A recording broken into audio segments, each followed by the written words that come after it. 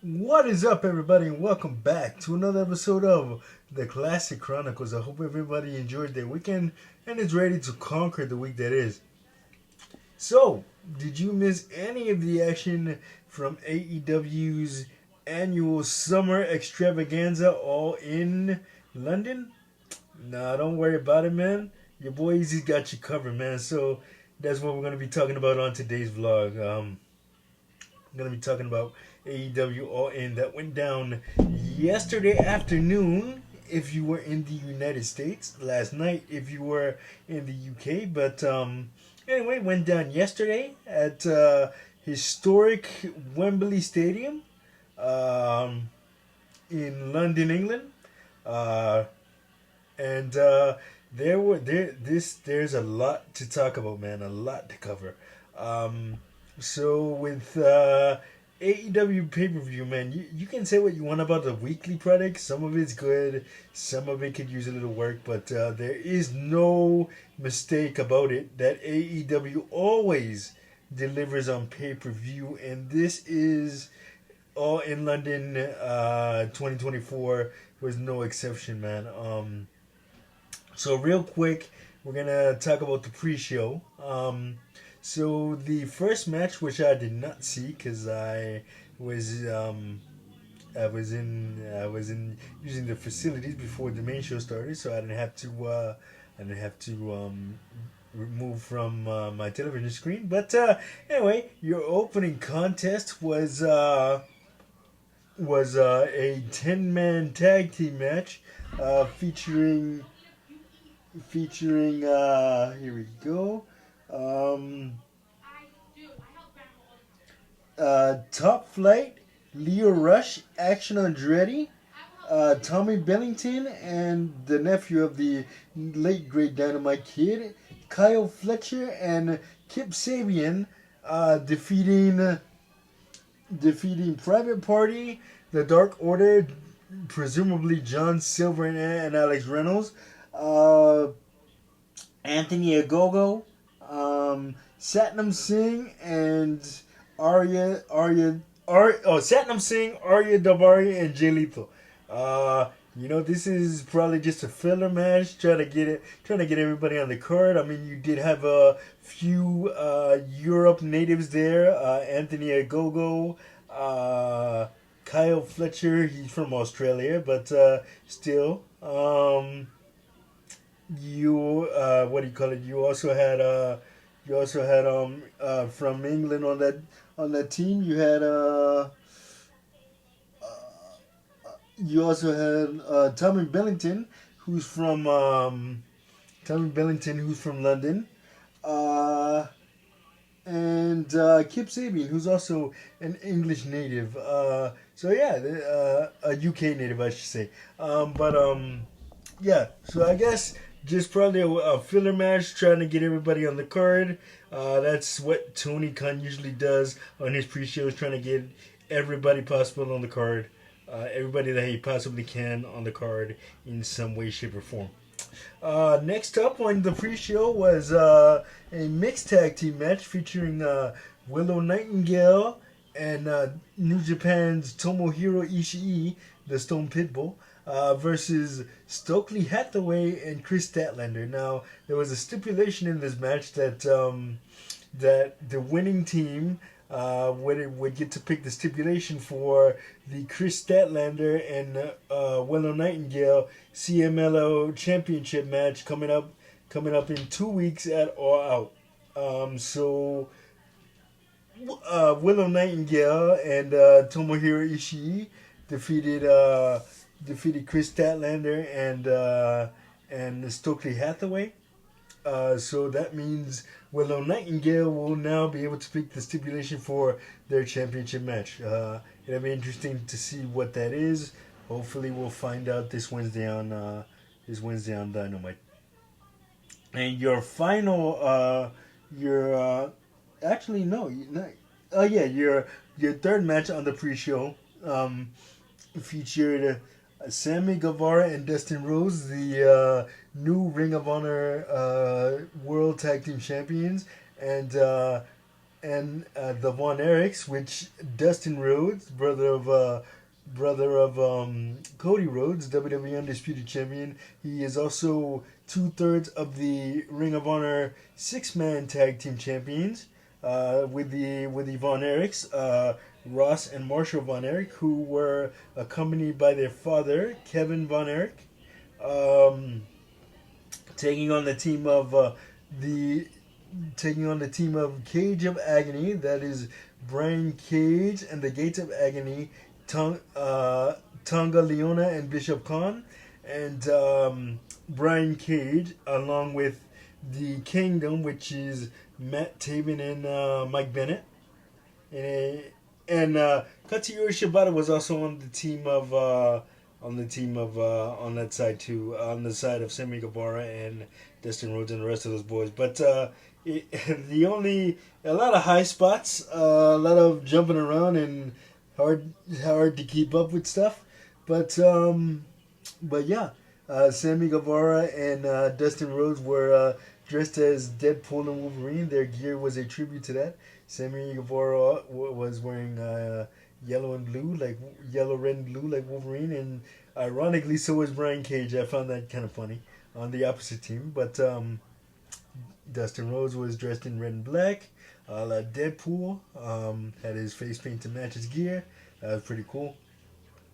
But yeah, so the team of Sammy Guevara, Dustin Rhodes, Katsuyori Shibata, and the Von Erichs picked up the win.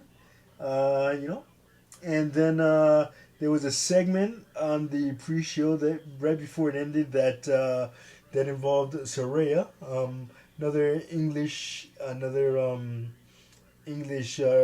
AEW female wrestler, complaining that she didn't have a match on the show, and that last year she was able to win the AEW Women's World Championship at All In London last year, but this year she was complaining that she didn't have a match on the show, and out came. To the surprise of everyone, out came the returning Jamie Hayter, which she had been on the shelf for a year with a very serious injury, and now she's back, returning in her home country as well of England. So that was a nice surprise. And then the main show kicked off. So the first match on the main card was the House of Black. The House of Black taking on the Patriarchy, which consisted of Nick Wayne, Christian Cage, and Killswitch, formerly known as Luchasaurus. They also, and another team that was in there was a wild card team of the Bastard Pack, Claudio Castagnoli, and Wheeler Yuta. And this was a London ladder match for the AEW 6-man tag team championships. Oh, and also the Bang Bang Gang, Juice Robinson, and the Gun Club, Colton and Austin Gunn were in that match too. So this was a London ladder match for the AEW Trios Championships, and the wild card team, as they were dubbed, of Pac, Claudio Castagnoli, and Willie Yuta, are your brand new AEW World 6-man World Trios Champions. So yeah, that was a nice surprise there. Next up, you had a match that a lot of people were looking forward to going in if you watched the weekly product, and that was for the AEW Women's World Championship, which pitted Mariah May trying to take the AEW Women's World Championship from Toni Storm, and that she did. Even though this was a violent match for a women's match, as it should have been. There was blood, but it was a really really good match to watch, and the angle where Mariah May slapped her own mother, who was sitting in the crowd just cheering her on, and then Toni Storm consoling her was pretty cool. I enjoyed that. But congratulations to Mariah May, blood and all. She's your new AEW Women's World Champion. and she got to win it in her home country of England. So what a moment for her. Um, next up, it was the FTW Championship on the line. Hook taking on the FTW World Champion Chris Jericho, the Learning Tree. I really like as much as you may find the Chris Jericho's current gimmick annoying. I enjoy it, man. Chris is always reinventing himself, even after 30 years of doing this on such a high level. He still finds ways to reinvent himself, and that kudos to him. And shout out to Hook too, who for his second year in the business, he's had some good matches, and he's always been able to deliver every time he's put out there. So this went how you would expect it if you're a wrestling fan. But FTW rules just means there are no rules. So basically, people can do anything. You can do anything. You can get hit. There's no disqualifications. You can hit your opponent with anything. Just anything goes. So what do you call it? Chris Jericho's crew of Big Bill and the Bad Apple Brian Keith, jumped Hook to begin the match, and pretty much interfered constantly throughout the match with Hook having to fight them off at various points, and that is until Hook's father Taz got involved at the end of the match and put the Taz mission on Brian Keith and helped Hook take back his FTW championship. That was pretty cool to see, man.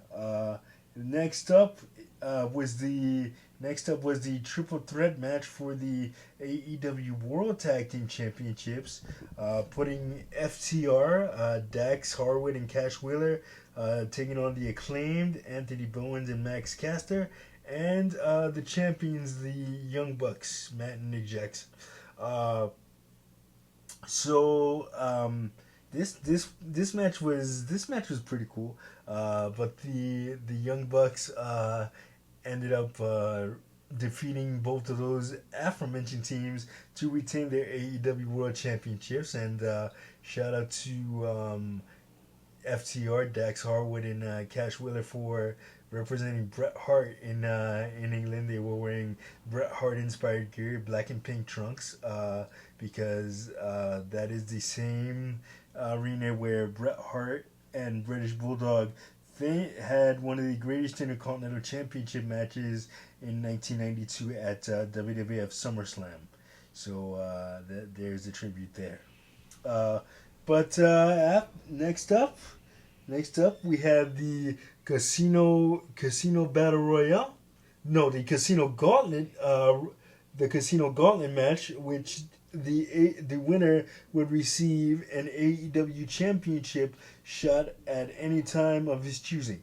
So, Orange Cassidy was the first entrant out, and he did a tribute to Mr. Bean, English icon, in his entrance. And then there were a few surprises in this battle royal which I didn't see coming, but I loved so much. Nigel McGuinness, English legend, Ring of Honor legend, wrestling legend in general, made his return to the ring, and it was just awesome.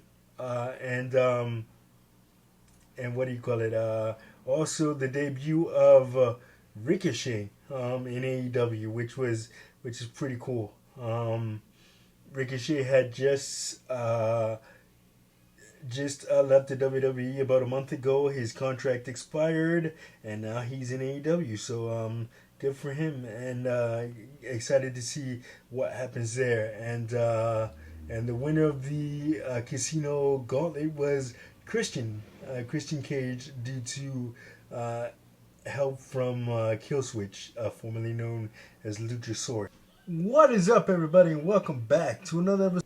So next up, after the Casino Gauntlet match, you had Will Ospreay trying to take the AEW American Championship formerly known as the AEW International Championship, from the current champion MJF. Now, the last time these two went at it was on an episode of Dynamite. I believe it was about 3 weeks ago at this point, where they went 49 minutes, and it was just a classic. And MJF defeated Will Ospreay, um, Will Ospreay in that match, but to become the new international champion. But this time around, Will Ospreay was on his home turf of England. I'm sure you noticed the theme here that there are a lot of English wrestlers on the card at All In. But yeah, so these two toured up, and major shout out to Will Ospreay for coming out to an Assassin's Creed inspired entrance. He is nicknamed the Aerial Assassin, so that was appropriate. And the entrance video that Will Ospreay came out to before he made his way to the ring was actually narrated by the voice of Enzio from the Assassin's Creed series, so that was pretty cool to see. And it was a way for AEW to cross promote Assassin's Creed Shadows that is coming to stores November 15th on Xbox Series S and X and PlayStation 5. So it was a pretty cool entrance, and again, Will Ospreay and MJF tore the house down, I should say, and Will Ospreay is your new AEW International Champion, now a two-time AEW International Champion, and he rechristened the belt afterwards from MJF's American Championship to rename it the International Championship. So good for Will Ospreay, man. And also during the match, you also saw the return of Danny Garcia, who put MJF on the who MJF put on the shelf earlier this summer. So good to see Daniel Garcia back, and excited to see where the MJF Daniel Garcia feud goes. And okay, so next up, it was Mercedes Moné defending the AEW TBS Championship against the recently returned Dr. Britt Baker, DMD. So Mercedes had the upper hand most of the match due to her enforcer Camille being out there, the powerhouse Camille. But Britt Baker was able to regain the upper hand and take the fight to Mercedes Moné. But in the end, despite Britt Baker getting Camille ejected from the match using the old Eddie Guerrero gotcha trick, the fake out, I should say. Mercedes Moné was able to retain the TBS Championship by fending off Britt Baker with her signature move, with her finisher, the Moneymaker. In your semi-main events, you had the TNT Championship being defended in a coffin match as TNT champion Scapegoat Jack Perry turned back the challenge of one Darby Allin in his signature match, no less. Now, this match got cut short, at least it felt that way to me, due to time constraints. I guess they wanted the main event to have as much time as possibly allotted, so they had to cut the previous match before it, which happens often in wrestling if you don't know. Sometimes matches go over, or matches have to get cut short because the show has a certain time limit and that it has to abide by for pay-per-view providers and stuff like that. That's a whole different thing. We can get into that on a future episode if you want to know all about that. But nevertheless, given the time that they were given, the short time that they were given, Jack Perry and Darby Allin had a pretty decent match for what it was. At the end, Jack Perry ended up putting Darby Allin in a body bag and retaining the TNT Championship. By the way, broken glass was used in this match, an ode to the incident at last year's AEW All In, where Jack Perry and CM Punk got into a physical altercation over broken glass being used. And if you don't know what that is, just look it up. It's a whole thing that led to CM Punk being let go from AEW, and now Punk is back with WWE. But anyway, what do you call it? That wasn't the only thing to happen in this match. The post match saw the Young Bucks come out to help their fellow Elite member Jack Perry set the coffin on fire that Darby Allin was in, a la the Blood and Guts match where the roles were reversed and Darby Allin threatened to set Jack Perry on fire if he didn't get a TNT Championship match. So what do you call it? No, but just as the Young Bucks and Jack Perry were about to light the casket on fire, out comes the re-emerging Sting, who hadn't been seen since March's AEW Revolution pay-per-view, where he retired from in-ring competition. Uh, so yeah, cool to see Sting there. Came out to Metallica's Seek and Destroy, as he did at last year's All In pay-per-view. So good to see the Stinger back for that one moment, and now it was time for the main event, the AEW World Championship, as Swerve Strickland looked to defend his AEW World Championship against the American Dragon, Bryan Danielson. And what a special moment it was. What a special match it was, because this this was Brian. This was potentially Bryan Danielson's last match in AEW. They had Swerve and Bryan had agreed that if he lost the match to Swerve Strickland, if he did not win the AEW World Championship, that he would retire forever. But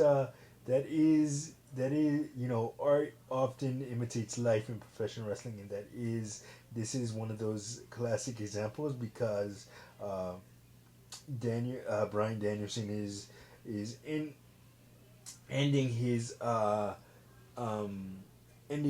active in full-time in-ring career this year. So but he was able to win the AEW World Championship from Swerve Strickland in a hell of a match, making him tap out to the LeBell Lock. It was cool to see his wife Bree and his kids Buddy and Birdie there to cheer on their dad, Bryan Danielson. And this match was being billed as the final countdown for Bryan Danielson, an ode to his indie theme that he used on the Indies and in Ring of Honor. But he doesn't use it that often in AEW, because every time that it is used, Europe, which is the band that sings it, demands a $250,000 licensing fee for every time that it's used. So obviously, it's not gonna get used every time, only on special occasions, and this was certainly one of them. And what a moment for Bryan Danielson, who had been told 8 years prior that his in-ring career was over due to a series of concussions. But being the athlete and the wrestler that he is, he was determined to go out on his own terms. So he definitely scratched, clawed, and made his way back to the ring. And it is finally good to see him winning the AEW World Championship after being in the company for 3 years and not winning a championship. Has had great matches, but never won the championship. And never won a championship, and the first one that he won in AEW was the AEW World Championship. So what a moment! And major props to Swerve Strickland. Was a great champion, had a hell of a run as champion, and he was the first African American wrestler to main event a show in Wembley Stadium, which is huge. So major props to him. But all in London was a great pay per view, and they will be back in London next year. Not for All In, because All In next year will be taking place in Texas at Globe Life Field, home of the uh, world champion Texas Rangers of Major League Baseball. But AEW will be in London for Forbidden Door in August, so next year. So definitely, and then we'll be back to Wembley for All in 2026. So All In was a great show, and like I said, AEW always delivers on pay per view, and this was no different. Uh, but yeah, that is gonna do it for this episode of the Classic Chronicles. Like, subscribe, share. Don't forget to hit that notification button so you don't miss a video. And of course, we'll see you guys on the next one. Peace.